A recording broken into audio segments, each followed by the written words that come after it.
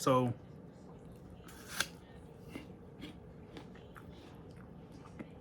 here's an update.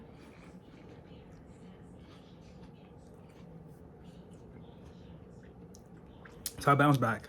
Um, I bounced back in a way of like completing my list, doing my what I need to do. And I think that's something I really, really want to focus on is my mindset because I understand it. Yeah, I failed. Even today, I was kind of a little bit more on Instagram. Um, lust is always still there. That's one of my top things that I'm still dealing with.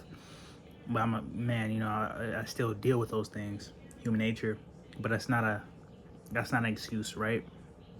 Um, but not only that, but just being structured enough to be able to look at my failures and be like, okay, I failed one. That was test one. I failed, right? I didn't go 30 days and I was on top of my shit.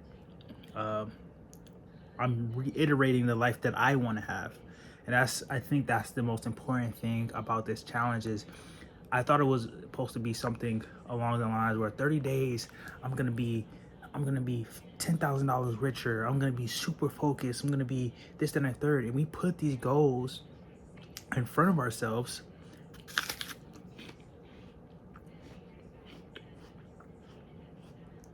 We put these goals in front of ourselves. I'm like, we're gonna make the biggest leap ever. My life is gonna change in 30 days. You look at people on YouTube and like, oh, I went from here A to Z in 30 days. Cool. That's possible. But now I'm looking at it where it's like, I know I'm so capable of going 30 days without TV, without the juices, without the sugars, without the lust, without the candy, all these different things. I know I'm capable of doing that. Now I'm reiterating in my mind, not to say, hey, this is a hard challenge, but to say, well, let me stop looking at this from a perspective of, well, if I'm 30 days, I'm gonna be this. More so, in 30 days, I'm gonna have a better life that looks like this. And I think that's something that's super helpful that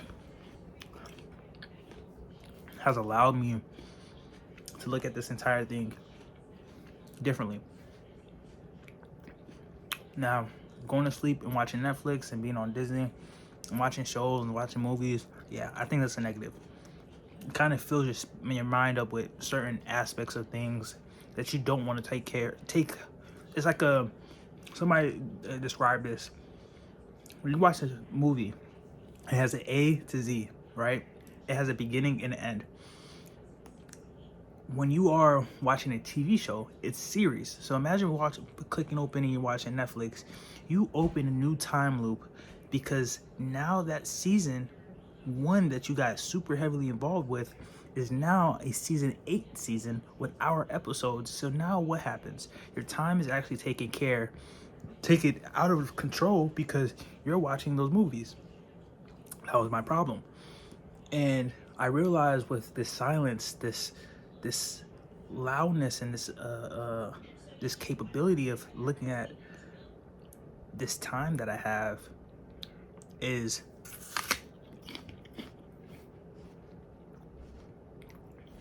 actually more important to the capacity of what I can hold in my mind because I have more space for the problems that I really want to take care of.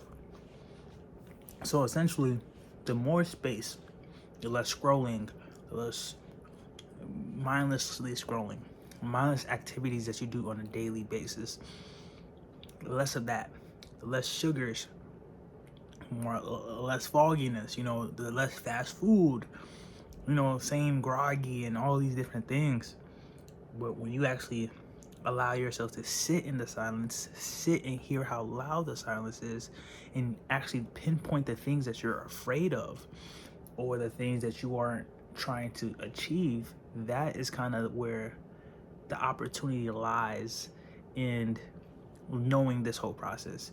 So yeah, I agree. I don't think you have to go super hard. I don't have to be fucking David Goggins. I love how to work out like David Goggins. I love the mindset, but there's only one David Goggins, right?